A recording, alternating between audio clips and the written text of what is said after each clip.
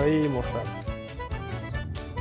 acabei de fazer aqui a fogueira, mostrando para vocês aqui o resultado da fogueira, como é que é, ó. Não é muito grande não, mas dá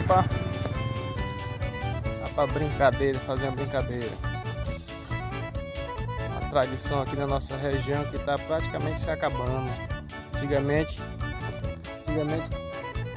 toda pessoa, todo morador fazia uma fogueirinha. Hoje não, hoje tá diferente. Hoje algumas pessoas fazem, mas tá aí, tô mostrando para vocês como eu faço ainda.